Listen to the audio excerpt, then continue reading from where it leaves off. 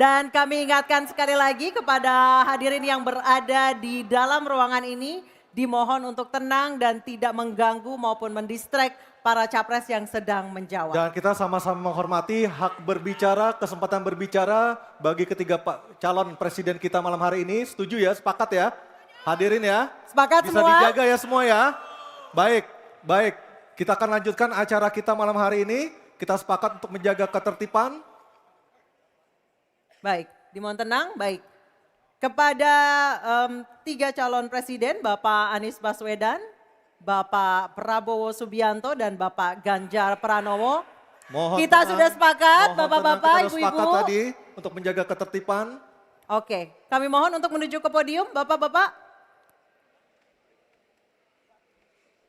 Baik, di segmen ini kami akan kembali dengan pendalaman visi misi dan program kerja calon presiden 2024 dengan memberikan pertanyaan yang telah dibuat oleh 11 panelis. Namun sebelum itu kami ingatkan sekali lagi para hadirin dimohon untuk tenang dan supaya acara ini dapat berlangsung dengan kondusif. Dan menghormati hak berbicara. Betul.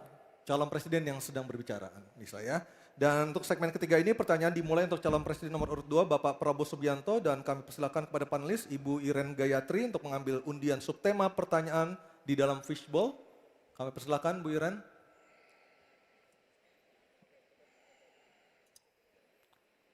Tersisa 3 subtema lagi untuk segmen ini. Sudah ada keamanan, hubungan internasional dan juga pertahanan. Ya. Diperlihatkan Ibu Iren. Politik luar negeri. Oke, baik. Politik luar negeri. Selanjutnya panelis Bapak Kusnanto Anggoro untuk mengambil undian daftar pertanyaan dari fishbowl dan mohon diperlihatkan huruf yang tertera. Huruf A, B, atau C yang akan dipanggil oleh Pak Kusnanto Anggoro. Silakan Pak Kus. Huruf C, politik luar negeri. Baik, saya akan ambil. Politik luar negeri. Amplopnya. C, politik luar negeri masih tersegel, silakan Anissa. Baik, ini amplopnya masih tersegel Bapak Ibu. Dan kami ingatkan sekali lagi para calon presiden untuk mendengarkan dengan seksama karena pertanyaan tidak akan kami ulangi. Dan pertanyaan untuk calon presiden nomor urut 2 Bapak Prabowo Subianto. Utang luar negeri adalah instrumen pembayaran yang sah. Namun ada risiko intervensi kedaulatan oleh negara pemberi utang. Pertanyaannya, apa kebijakan paslon untuk menghindari intervensi kedaulatan Indonesia akibat utang yang terus bertambah? Waktu menjawab 2 menit Pak Prabowo, kami persilahkan. Baik, mengenai utang luar negeri, ternyata Indonesia sekarang hutang luar negeri kita sebagai rasio perbandingan terhadap produk domestik bruto kita salah satu terendah di dunia. Jadi masih kita sekitar berada di sekitar 40%, sedangkan banyak negara jauh di atas kita. Kedua, kembali lagi dengan manajemen yang prudent, pengelolaan yang baik dan dengan strategi ekonomi yang tepat, terutama dengan hilirisasi, di mana kita bisa mendapat keuntungan sebagai bangsa, ini memperkuat posisi tawar kita. Jadi saya kok tidak terlalu khawatir negara lain mau intervensi kita soal hutang. Kita sangat-sangat dihormati, kita tidak pernah default. Saya keliling seluruh dunia, mereka sangat hormat dengan Indonesia. Kita tidak pernah gagal hutang. Dan saya sangat optimis, tapi kembali kita harus punya kekuatan pertahanan yang kuat supaya tidak bisa diintervensi, tidak bisa digertak, tidak bisa diintimidasi. Hanya dengan kekuatan kita akan dihormati dan kita akan amankan kekayaan kita, amankan ekonomi kita, amankan pembangunan kita menuju Indonesia makmur, Indonesia kaya. Terima kasih. Masih ada sisa waktu Pak Prabowo? Ya, Mohon tenang. Saya tegaskan kembali ya bahwa pelajaran sejarah manusia Yang lemah akan selalu ditindas. Kita lihat saja apa yang terjadi di Gaza. Kita tidak boleh lemah, kita tidak boleh Baik, waktu habis. dilindas Waktu oleh bangsa habis lain. Pak Prabowo, kami persilakan kepada calon presiden nomor urut 1, Bapak Anies Baswedan untuk menanggapi jawaban dari capres nomor urut 2 dalam waktu. Oke, silakan Anissa. Baik, selanjutnya capres nomor urut 2, jawaban capres nomor urut 2 akan ditanggapi oleh calon presiden nomor urut 3, Bapak Ganjar Pranowo. Kami persilakan Bapak, waktu Anda 1 menit. Kita membaca buku Convention of Economic Hitman dari John Perkin, bahwa hutang-hutang itu memang bisa mematikan. Maka hati-hati kalau mau hutang.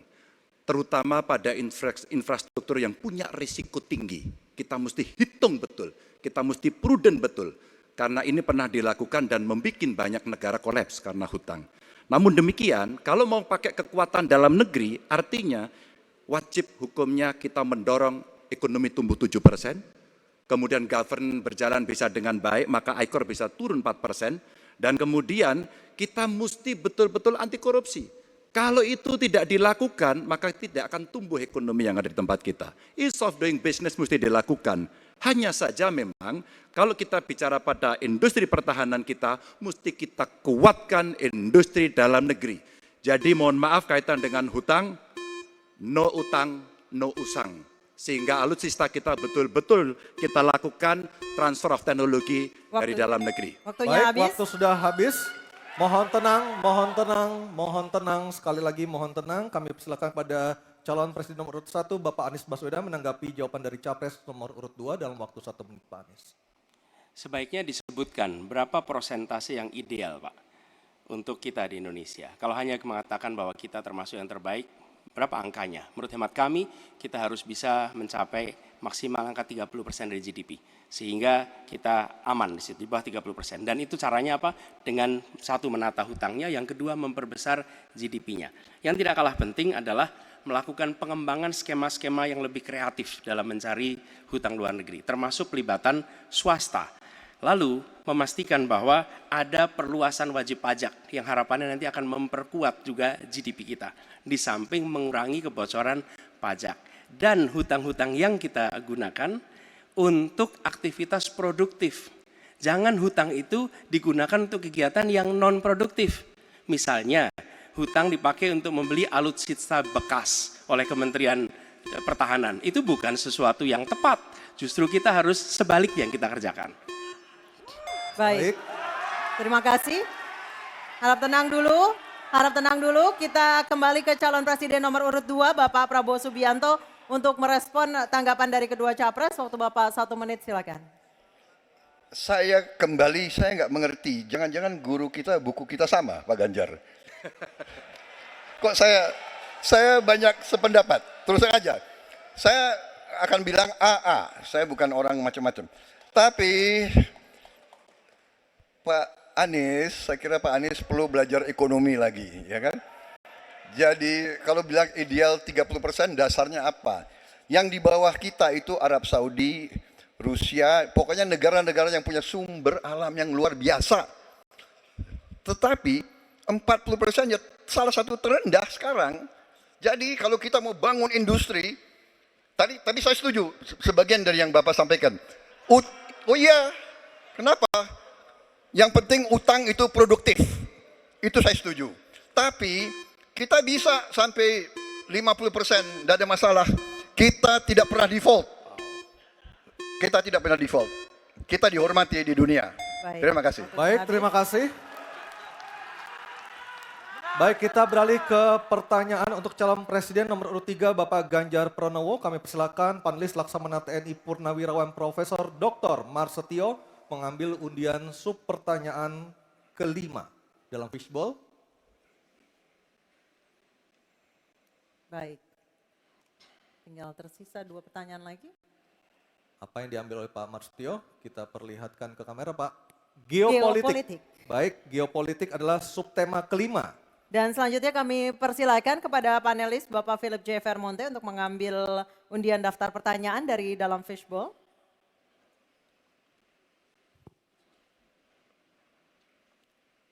Huruf Huruf A. A. Geopolitik huruf A. Geopolitik Saya huruf A. ambil Baik. amplopnya, masih tersegel, silakan Anissa.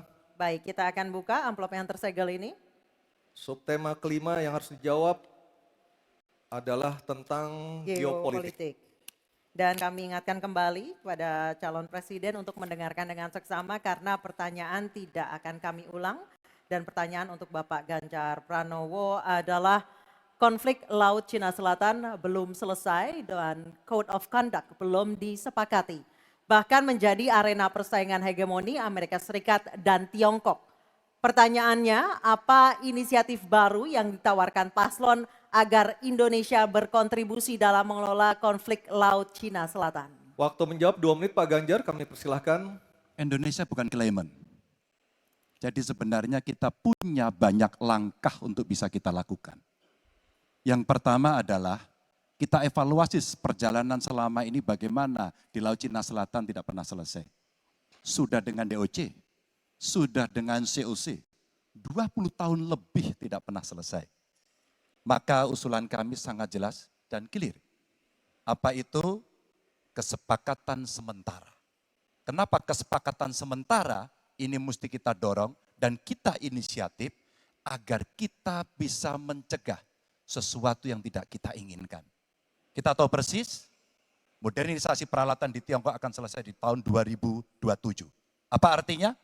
Kalau kita bicara One China Policy, maka seluruh dunia pasti akan mengakui bagaimana peran itu.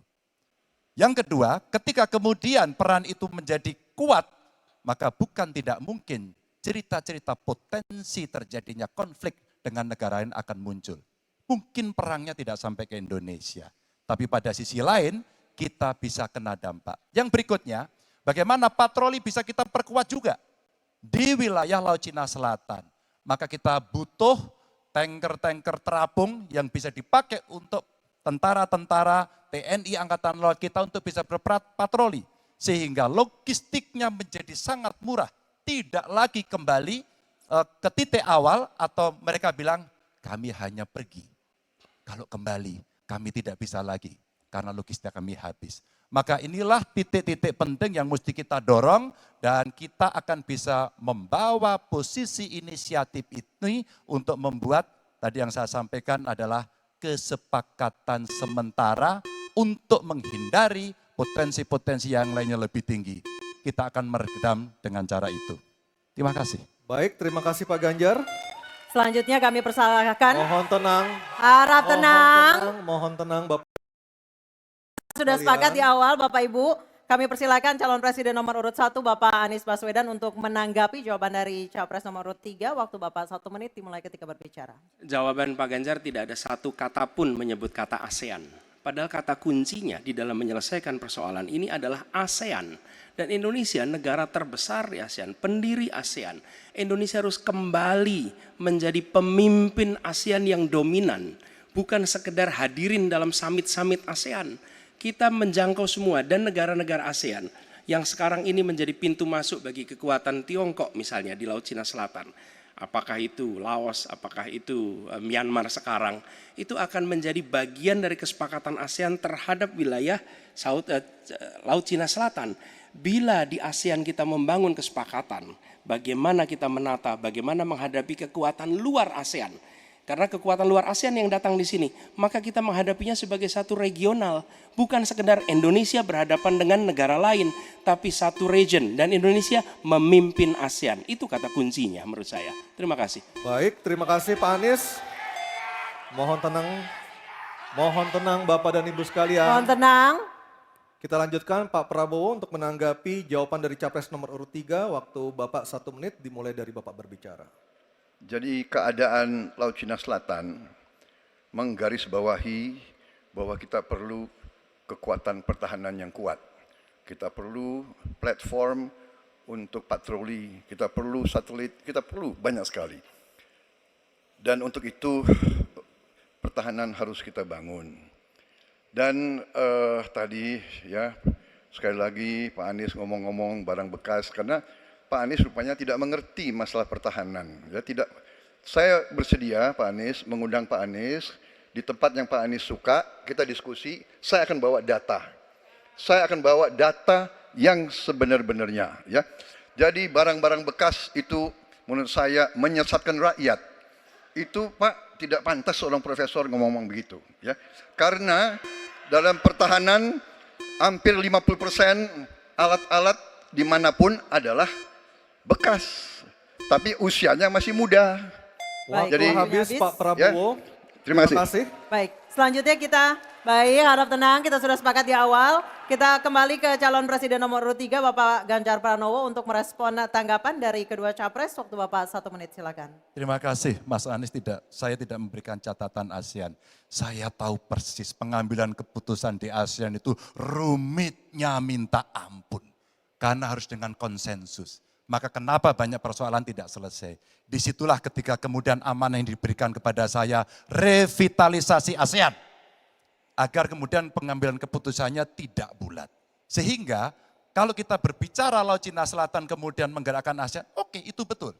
Tapi terbayangkan DOC, COC yang sudah lamanya minta ampun 20 tahun lebih tidak pernah selesai.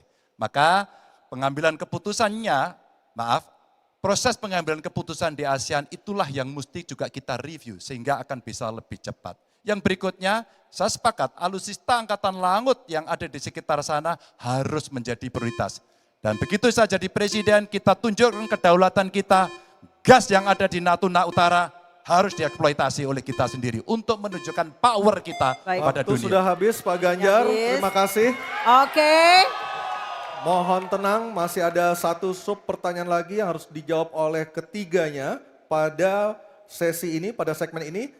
Kami beralih ke pertanyaan untuk calon presiden nomor urut 1, Bapak Anies Baswedan, dan kami persilakan kepada Profesor Dr. Widya Setiabudi Sumadinata untuk mengambil undian pertanyaan subtema. Silakan Pak Widya. Ini adalah yang terakhir. Yang ke-6. Yang diambil oleh Pak Widya, subtemanya adalah globalisasi. Baik, globalisasi subtemanya. Baik, selanjutnya kami kembali persilakan panelis Ibu Kuri Maharani Savitri untuk mengambil undian daftar pertanyaan dari dalam fishbowl dan memperlihatkannya kepada moderator dan juga kepada hadirin serta kepada para capres. C. Globalisasi C. Baik, saya ambil amplopnya C, globalisasi masih tersegel. Anissa silahkan. Baik, sekali lagi masih tersegel. Ini globalisasi huruf C. Kita akan lihat bersama. Kami ingatkan kembali sekali lagi bagi para calon presiden untuk mendengarkan pertanyaan dengan seksama karena kami tidak akan ulang. Pertanyaan untuk Bapak Anies Baswedan adalah globalisasi membuka peluang masuknya budaya asing ke Indonesia, tetapi juga memungkinkan budaya Indonesia untuk mendunia. Pertanyaannya, bagaimana strategi paslon mempromosikan budaya populer Nusantara untuk mendukung pertumbuhan ekonomi nasional? Waktu Bapak menjawab 2 menit Pak Anies, kami persilahkan. Ya. Negara harus mengalokasikan sumber daya yang cukup di bidang kebudayaan. Bukan dipandang sebagai biaya, tapi dipandang sebagai investasi. Dengan begitu, maka karya-karya kita, dari mulai kuliner, karya seni seperti film, itu menjadi tumbuh berkembang dan kemudian bisa dibawa ke level global. Dan kita berencana di dalam diplomasi ini melibatkan semua, diaspora dilibatkan, mahasiswa dilibatkan. Mereka yang berada di luar diajak menjadi bagian dari diplomasi. Kemudian yang tidak kalah penting, kita ingin membangun rumah kebudayaan Indonesia di tiap-tiap region di seluruh dunia. Sehingga di tiap-tiap region kita akan memiliki satu tempat di mana Indonesia menunjukkan karya budayanya. Di mana kita menjual kepada mereka bukan sekedar komoditas perekonomian, tapi juga kita menawarkan kepada mereka nilai karya budaya Indonesia. Kemudian kuliner, kita merencanakan untuk membantu mendorong tumbuhnya restoran-restoran, kafe-kafe Indonesia di berbagai kota besar di seluruh dunia. Sebagaimana sekarang di Jakarta kami menyaksikan banyak sekali restoran asing di sini. Kita harus memiliki rumah kuliner Indonesia di berbagai tempat. Dan itu siapa? Negara yang ada di belakangnya. negara yang fasilitasi.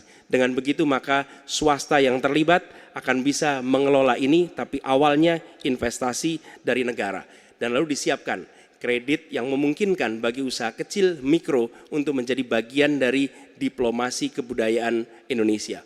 Kemudahan di dalam permodalan, kemudahan di dalam mengakses pasar internasional, itu semua dilakukan supaya seluruh jajaran bisa terlibat di dalam kampanye diplomasi kebudayaan Indonesia. Terima kasih.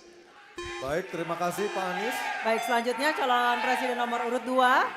Harap tenang. Mohon tenang, Bapak dan Ibu, mohon tenang. Calon presiden nomor urut 2 Bapak Prabowo Subianto untuk menanggapi jawaban dari capres nomor urut 1. Waktu Bapak 1 menit, silakan.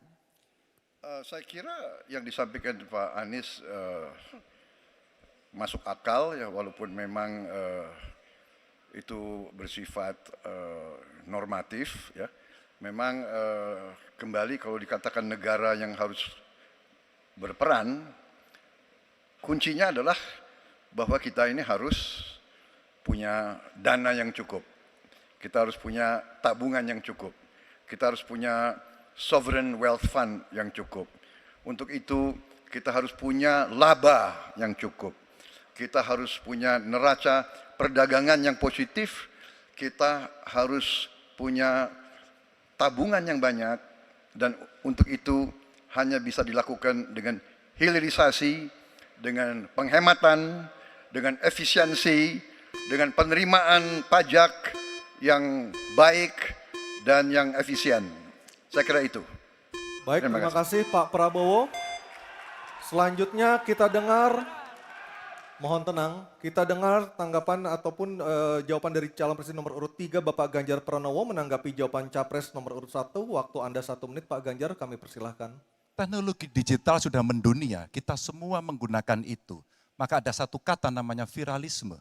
Maka ketika kemudian ada yang konvensional, kita mendorong agar para duta besar kita, diplomat kita untuk menjadi tenaga pemasar, mereka menjadi fasilitator, mereka juga kemudian mempromosikan yang ada di dalam negeri maupun menarik yang potensi di luar negeri ke dalam negeri dengan berbagai kerjasama dan fasilitasi dari negara, maka viralisme sebenarnya bagian yang bisa kita dorong dari tanah air sendiri. Kalau kita lihat Nicky, Rich Brian, Karina seorang intelektual yang hebat sekali yang menemukan antivirus AstraZeneca. Dia diaspora yang hebat, kita promosikan, kita viralkan. Nicky Rich Brian, Voice of Baceprot yang kemudian mendunia kita fasilitasi, maka dialah yang akan bisa mendapatkan keuntungan dan sekaligus menjadi diplomat Baik. Indonesia. Sudah habis, Pak Ganjar. Oke, harap tenang. Mohon harap tenang. Harap tenang. Selanjutnya kita kembali ke calon presiden nomor urut 1 Bapak Anies Baswedan untuk merespon tanggapan dari kedua capres. Waktu Bapak 1 menit, silakan. Terima kasih, kami bersyukur sekali bahwa Bapak-Bapak berdua sepaham dengan apa yang kami gagas. Dan ketika kami ditugaskan sebagai Presiden Republik Indonesia, sebagai Panglima Diplomasi, maka setiap kegiatan ke luar negeri adalah bersama dengan delegasi kebudayaan, delegasi seni. Dan datang ke pusat-pusat kegiatan kebudayaan, kesenian di negara-negara yang dikunjungi. Bukan hanya datang rapat lalu pulang, tapi datang di sana menemui aktivitas-aktivitas kesenian, kebudayaan, sehingga mereka pun menyadari bahwa Indonesia ini negeri yang kaya budayanya. Karena setiap presidennya datang, dia membawa delegasi kebudayaan. Ditunjukkan di sana, bukan datang rapat, ikut lalu pulang. Dan dengan cara seperti itu, maka dunia akan menyaksikan. Ingat, setiap presiden datang sebuah negara, seluruh media di negara itu memperhatikan. Itu kesempatan luar biasa untuk mempromosikan Indonesia. Dan itu yang kami kerjakan di samping yang sudah kami lakukan, kami katakan tadi. Terima kasih. Baik, terima kasih Pak Anies, Pak Ganjar, dan Pak Prabowo. Dan kami persilakan untuk para capres untuk kembali ke tempat duduk masing-masing. Dan kita akan jeda sejenak dan debat ketiga calon presiden pemilu tahun 2024 masih akan terus kembali. Kali ini bukan mau jawab pertanyaan dari panelis, tetapi Betul. pertanyaan dari antar calon presiden. Akan ada bertanya dan menjawab dari para calon presiden. Dan kita akan kembali di debat ketiga calon presiden pemilu tahun 2024. Jalan.